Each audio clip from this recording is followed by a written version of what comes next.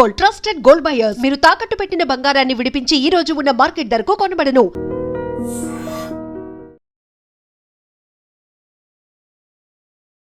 నమస్కారం, welcome to I dream. ధర్మ మార్గం విత్ విజిత కార్యక్రమానికి స్వాగతం.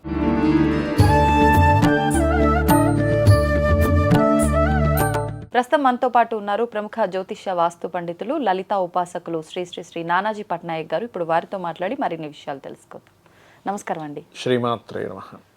గురుగారు, వారాహి నవరాత్రులు ప్రారంభం మరికొద్ది రోజుల్లో ఉంది. అంటే ఆషాఢ మాస ప్రారంభ దశల్లోనే వారాహి నవరాత్రులు అని చెప్పి మాట్లాడుకుంటున్నాం. అయితే అసలు ఈ వారాహి అమ్మవారిని అందరూ పూజించడానికి వీల్లేదు అని చెప్పి రకరకాలుగా మాట్లాడుకుంటున్నాం. అంటే గత 3-4 సంవత్సరాల నుంచే అమ్మవారి గురించి ఎక్కువగా వినపడుతోంది.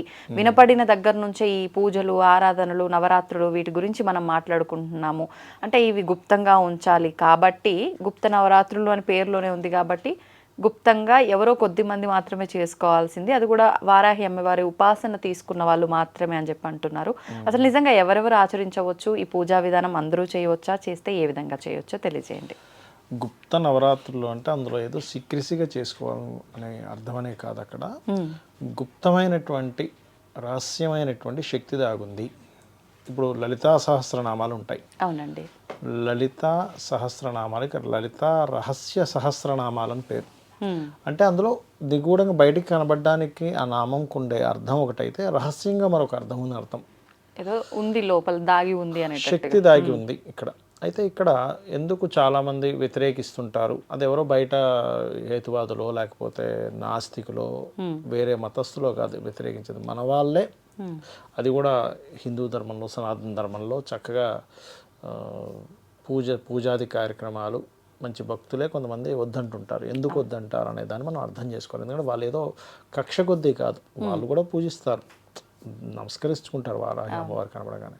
ఇక్కడ ఏమిటంటే కొన్ని శక్తి దేవత ఆరాధన అనేటువంటిది ఏవైతే ఉంటాయో, ఇప్పుడు దశమహావిద్యలు కానివ్వండి, వారాహి కానివ్వండి, ప్రత్యంగిర కానివ్వండి, ఇట్లా కొన్ని ఉన్నాయి. ఇవి గురువు సమక్షంలో పర్ఫెక్ట్గా తీసుకొని చేసుకోవాలి. అలా కాకుండా ఎవరైనా సరే సరైన పద్ధతి తెలియకుండా కనుక చేస్తే దానివల్ల వాళ్ళకి ఇబ్బంది ఉంటుంది. ఎవరికి ఇబ్బంది ఉంటుంది అంటే, ఒకటి అంటే దేవత ఆరాధన చేసినా ఇబ్బంది ఉంటుందా అండి? ఇబ్బంది అంటే నేను చెప్పేదేనండి, ఇప్పుడు కామన్గా మీరు ఒక వారాహి అమ్మవారి ఫోటో పెట్టుకొని సహస్రనామాలు చదువుకొని దీపం పెట్టుకొని రెగ్యులర్ చేసుకోవడంలో ఎటువంటి ఇబ్బంది లేదు. కానీ కొన్ని సాధనలు ఉంటాయి. అంటే అలాగ ఒక దీక్షలా తీసుకొని చేసేటప్పుడు మీలో మొట్టమొదటిగా గురువు సమక్షంలో తీసుకున్నప్పుడు గురువు ఏం చేస్తాడంటే, మీకు కామక్రోధ వికారాదులకి గురైపోయే తత్వం ఉన్న వ్యక్తులా లేకపోతే వాటిని అదుపులో ఉన్నటువంటి వ్యక్తి తెలుసుకొని ఇస్తారు కొన్ని శక్తి సంబంధించినవి. అలా గనక లేకుండా, ఇప్పుడు చూడండి, మనకి అయ్యప్ప స్వామి దీక్ష తీసుకుంటాం. అయ్యప్ప స్వామి దీక్షకి ఏ నియమాలు ఉంటాయి? నువ్వు కోపం తెచ్చుకోకూడదు, 4 రోజులు బ్రహ్మచర్యం పాటించాలి, నేల మీద పడుకోవాలి, ఆహారాది విహారాదుల మీద నీకు కంట్రోల్ ఖచ్చితంగా ఉండాలి.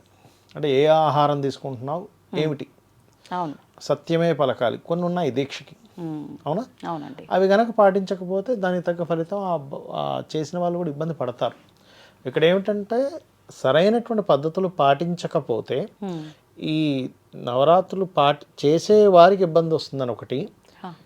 వీళ్ళు గనక కామక్రోధాది వికారాదులకి లోబడి ఉండకుండా, అంటే ఒక విచ్చలవిడిగా చేయడం వల్ల కానీ, లేకపోతే ఎవరి మీద కోపం తెచ్చుకుంటే ఏమవుతుందంటే, ఈ శక్తి దేవతా రూపాలు ఏవైతే ఉంటాయో, కొంచెం శక్తి స్వరూపులు ఎవరైతే ఉంటారో వీళ్ళకు ఉన్నటువంటి లక్షణం ఏమిటంటే, ఇప్పుడు నేను చేస్తున్న ఉదాహరణ, నాకు బాగా కోపం ఎక్కువ అనుకోండి, ఎవరి మీద కోపడ్డా ఈ దీక్షలో ఉన్నప్పుడు వాళ్ళకి ఇబ్బంది వస్తుంది. ఫస్ట్ వాళ్ళకి అమాయకులైనటువంటి వాళ్ళకి ఇబ్బంది రావడం వల్ల, వాళ్ళు ఏ అన్యాయం చేయకుండా వాళ్ళకి ఇబ్బంది జరిగింది అనుకోండి ఉదాహరణకి. అంటే మీరు పూజలో ఉండి దీక్షలో ఉన్నప్పుడు మీరు ఎవరైతే అపోజిట్ పర్సన్ అన్నారో వాళ్ళు ఇబ్బంది పడతారు. ఎందుకు అంటే వాళ్ళ మీద నేను కోప్పడితే అప్పుడు వాళ్ళు అమాయకులు అనుకోండి ఉదాహరణకి.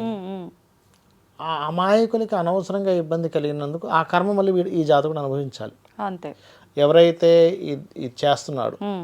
అలా కాకుండా అసలు ఈ దశమహావిద్యలు కానివ్వండి, ఈ వారాహి అమ్మవారికి సంబంధించినవి కానివ్వండి, ఎనీ శక్తిదేవత ఆరాధన ఏంటంటే ముఖ్యంగా ఏదో శక్తులు సంపాదించుకోవడానికి మాత్రమే కాదు, మన యొక్క పూర్వజన్మ కర్మలు దగ్ధం చేసుకోవడానికి, జ్ఞానాన్ని పొందడానికి, జన్మరాహిత్యం పొందడానికి. ఇవి ప్రధానమైనటువంటి కారణాలు. అంతేగాని ఏదో శక్తి సంపాదించేసుకుని ఇంకోటి ఉన్న ఏదో చేద్దామని వీటి కోసం కాదు. ఇక్కడ ఒక విషయం మనం అర్థం చేసుకోవాలి. ఈ ఉగ్రస్వరూపాలు ఏవైతే ఉంటాయో దశమహావిద్యలు కానివ్వండి, ఈ వారాహి అనే అమ్మవారు అష్టమాతృకలలో ఒక మాతృక. మీకు ఒక మరొక విచిత్రం, సప్తమాతృకలు కదా, అష్టమాతృకలు. కొంతమంది సప్తమాతృకలు అంటారు కానీ అష్టమాతృకలు మీరు నెట్లో కొట్టినా వస్తుంది అష్టమాతృకల పేరు. అందులో మహాలక్ష్మి కూడా ఒక అష్టమాతృకే. ఇప్పుడు చాలా మందికి తెలియని విషయం ఏంటంటే మహాలక్ష్మి మామూలుగా పూజ చేస్తారు కదా, దానికి కొన్ని నియమాలు ఉన్నాయి. మహాలక్ష్మి పూజ చేసేటప్పుడు కూడా శుచి శుభ్రత లేకుండా అసలు పూజ చేయకూడదు మహాలక్ష్మి. శుచి శుభ్రత అందరూ పాటిస్తుంటారు, శుచి తెలియదు చాలా మంది. శుచి అంటే అంటూ ముట్టు. ఈ అంటూ ముట్టు పాటించకుండా చేయడం వల్ల కూడా లక్ష్మీదేవి అనుగ్రహం ఉండదు. చాలా మంది చూడండి, నేను మహాలక్ష్మి పూజ చేస్తున్నా అండి, ఏంటో మాకంత రావట్లేదు, ఎందుకంటే అక్కడ శుచి లేదు. అంటే ఏ రకంగా అండి? అంటూ ముట్టు, అబద్ధం ఆడకూడదు మహాలక్ష్మి పూజ చేసేటప్పుడు. అసలు సత్యనారాయణ స్వామి వ్రతం చేస్తారు, అస్సలు అబద్ధం ఆడకూడదు ఇంకా ఆ రోజు నుంచి ఆ వ్యక్తి. కానీ ఎవడు పాటిస్తున్నాడు?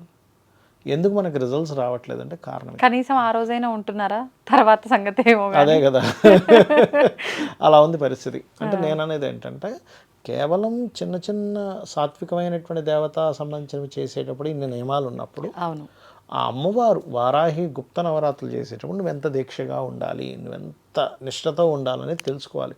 పూజించడం ఎక్కడా తప్పు కాదు, నువ్వు దాన్ని నమస్కారం చేసుకోవడం ఎక్కడ తప్పు కాదు, వారాహి అమ్మవారి ఆలయం ఉంటే వెళ్ళడం ఎక్కడ తప్పు కాదు. కానీ వీళ్ళు సరిగ్గా పాటించక ఇబ్బంది పడతారేమో అనే భావనతో కొంతమంది వ్యతిరేకిస్తుంటారు. అంతేగాని వాళ్ళు ఏదో భక్తులు కాదు, వాళ్ళకి ఏదో జ్ఞానం లేక కాదు చెప్పేవాళ్ళకి. ఇది మనం అర్థం చేసుకోవాలి. మరొకటి ఏంటంటే అమ్మవారు కానివ్వండి, ఒక మహావిష్ణువు కానివ్వండి, ఒక ఉగ్రస్వరూపాన్ని దాల్చారంటే ఎందుకు దాల్చారు? అలా ఉగ్రస్వరూపాన్ని మనం గనక ధ్యానించకూడదు, పూజించకూడదు అనుకుంటే లక్ష్మీ నరసింహస్వామిని ఎవరు పూజించకూడదు మరి అలా అంటే. అవును, విష్ణువుగా మరి విష్ణు ఉగ్రస్వరూపాన్ని ఎందుకు దాల్చాడు? ఆ హిరణ్యకశిపుడు ఎవరైతే ఉన్నారో ఆయన పొందినటువంటి అతని మరణానికి పొందిన ఒక వరం ఏమిటది?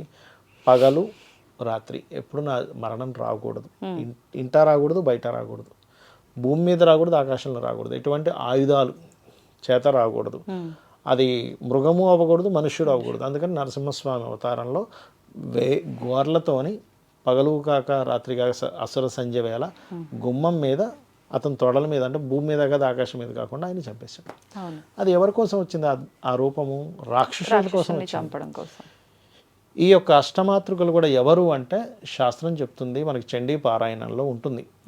వైష్ణవి, విష్ణువు శక్తి వైష్ణవి, వరాహ శక్తి వారాహి, బ్రహ్మ యొక్క శక్తి బ్రాహ్మి, నరసింహస్వామి యొక్క నారసింహి, ఇలా చెప్పారు ఒక్కొక్కటి.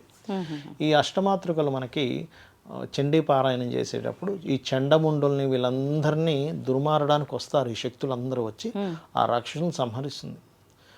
అదేవిధంగా మనం ఎప్పుడైతే ఏదైనా శక్తి దేవత ఆరాధన చేసేటప్పుడు ఎందుకు ఈ నియమాలు పాటించాలంటే మనలో ఉండేటువంటి రాక్షసత్వం, మనలో ఉండేటువంటి నెగటివ్ క్వాలిటీస్, నెగటివ్ తత్వం పోవడానికి.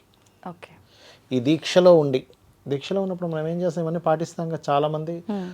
అది తెలియక ఏదో మనకేదో రావాలి, సరే ఓకే ఫైన్, రావాలనేటువంటి ఒక కోరికతో మనిషి చేస్తాడు, కాదనట్లేదు. కాకపోతే ఇక్కడ ఏంటి, ఇవి మీరు దృష్టిలో పెట్టుకొని చేయాలి, అప్పుడు ఖచ్చితంగా అనుగ్రహం ఉంటుంది. ఇప్పుడు ఈ దీక్ష చేయాలనుకున్న వాళ్ళు ఈ వారాహి నవరాత్రులు ఈ 9 రోజులు మాత్రమే చేయాల్సి ఉంటుందా? ఎలా ఉంటుంది దీక్ష? మామూలుగా మండలం రోజులు అంటారు కదా, చేసేవాళ్ళు 9 రోజులు చేస్తారు, మండలం చేసేవారు మండలం చేస్తారు. ఇప్పుడు శక్తి దేవత సంబంధించిన మంత్రం తీసుకొని రోజు పూజ చేసుకునే వాళ్ళు ఉంటారు.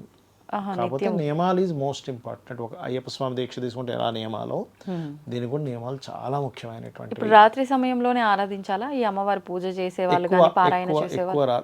మెయిన్గా రాత్రే చేయాలంటారు. అంటే ప్రయోగం చేసేటప్పుడు వార్తాళి ప్రయోగం రాత్రి సమయంలో చేయాలని ఉంటుంది శాస్త్రంలో. అంటే ఇప్పుడు ప్రయోగం అంటే ఏంటంటే ఒక కోరిక కోసం మనం చేస్తున్నాం. సర్వసాధారణంగా ఈ శక్తి దేవత ఆరాధనలన్నీ కూడా నేను చూసినంత మట్టుకు రాత్రి 9-10 గంటలప్పుడు స్టార్ట్ చేసి 1 గంట 2 వరకు కూడా జపం చేసుకుంటారు. బలులు అంటారు, బలులు అంటే నిజంగా వెళ్ళి ఏమి మాంసాలు ఏం పెట్టరు, కొంతమంది పెడతారు, అది తినేవాళ్ళు. ఇప్పుడు ఎలా ఉందంటే అమ్మ, ఇప్పుడు ఎవరైతే ఏది తింటారో వాళ్ళే అది పెడతారు. ఇప్పుడు మాంసం తినేవాడు మాంసం పెడతాడు. అవును, ఇప్పుడు వెజిటేరియన్స్ ఏం బెటర్గా అక్కడ. సో నువ్వు తింటున్నప్పుడు నువ్వు తిన్నదే భగవంతుడికి పెడుతున్నావు. అలా చేసేవాళ్ళు ఉన్నారు, అదొక పద్ధతి. ఇక్కడ ఏమిటంటే వామాచారము, దక్షిణాచారము, కౌలాచారం, ఇవన్నీ కలుపుతున్నారు. ఇక్కడ వచ్చిన ప్రాబ్లం అది. ఏదో ఒకటి కాకుండా 3 కలిపేస్తున్నారు. మూడింటిని కలిపేస్తున్నారు. ఏది చేసుకునే కూడా అది చేసుకుంటున్నాడు. అయితే ఇలాంటివి చేసేటప్పుడు మాత్రం గురువు యొక్క సమక్షంలో, ఒకప్పుడు మనకు ఒక మంత్రం ఇవ్వాలి గురువు అంటే 1 సంవత్సరం 2 సంవత్సరాలు ఒక విద్య నేర్పాలన్నా. ఇప్పుడంటే చాలా ఈజీ అయిపోయింది. ఒకప్పుడు ఆస్ట్రాలజీ నేర్చుకోవాలంటే కూడా ఎన్నో చర్యలు 4-5 సంవత్సరాలు చేస్తే అప్పుడు ఆ గురువు గారు ఓకే వీడికి నేర్పొచ్చు అనుకుంటే అప్పుడు ఒక్కొక్క పాయింట్ చెప్పేవాడు. ఆ బేసిక్సే కొన్ని సంవత్సరాలు అయిపోయేవి. ఏ గ్రహం ఎక్కడ ఉంటుందో తెలుసుకోవడానికి కొన్ని సంవత్సరాలు అయితే, ఇంకా ఫలిత భాగం అయితే ఒక 10-12 ఏళ్ళు అయ్యేది ఒక మనిషి నేర్చుకోవాలి. ఇప్పుడు చాలా ఈజీ అయిపోయింది జ్యోతిషం నేర్చుకోవడం. అలా అంటే ఏమిటి, ఈ వ్యక్తికి కనుక నేర్పిస్తే సమాజానికి హితం కోరుతాడా, ఇబ్బందిని పెడతాడా? ఒక శక్తి దేవత ఆరాధన కూడా అంతే. ఒక వారాహి చేసామనుకోండి, మనం బాగా దీక్ష బాగా చేసాం, అప్పుడేంటి అమ్మవారిని ఫలానా పని అవ్వాలి అని అనుకుంటే వెంటనే పని అయిపోతుంది. కాకపోతే ఏంటంటే మీకు ధర్మం కోసం చేయాలి ఏదైనా కూడా, అధర్మం కోసం వాడడానికి వీల్లేదు. అలా వాడితే వాడికి అది ఇబ్బంది కూడా ఇస్తుంది. అందుకని ఎక్కడ ఎవరు పడితే వాళ్ళు చేసేసి సరైన పద్ధతులు చేయకుండా అవతల వాళ్ళకి ఇబ్బంది కలిగించవచ్చు, వీళ్ళకైనా ఇబ్బంది కలగవచ్చు అనే భావనతో కొంతమంది వ్యతిరేకిస్తుంటారు. అంతేగాని మరొకటి ఏం కాదు. ఇక్కడ వ్యతిరేకిస్తున్న వాళ్ళు ఎవరనేది మనం అర్థం చేసుకోవాలి. అవును, హిందువులే.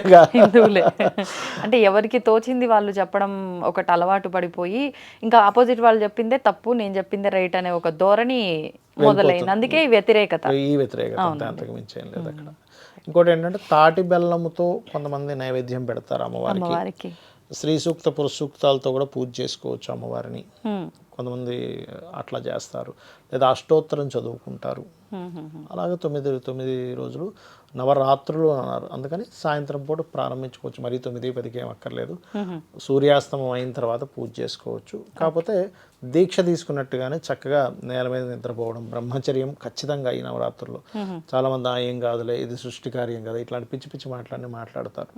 ముఖ్యంగా పురుషుడికి ఈ దీక్షలు ఇవి చెప్పారు కదా, పురుషుడి యొక్క వీర్యం ఏదైతే ఉంటుందో ఈ సాధన చేసిన శక్తి అందులో నిక్షిప్తమై ఉంటుంది. అందుకే బ్రహ్మచర్యం పాటించాలని చెప్తారు. అది చాలా నిగూఢమైనటువంటి విషయం అది. ధన్యవాదాలండి. శ్రీమాత్రే నమః. తవ్వండి, తవ్వుతూనే శివలింగం సరే దాన్ని అట్లా కప్పేసేయండి, చూపించదండి. Krishna is there. మూర్తి పూజ కాదు, సాక్షాత్ బ్రజేంద్ర నందన భగవాన్ ఉన్నారు మూర్తిలో. ఏమీ ఆశించకుండా ఆరాధించే వాళ్ళు కూడా ఉన్నారా ప్రభుజీ? నిజమైన భక్తి అంటే మనకు తెలియదు కాబట్టి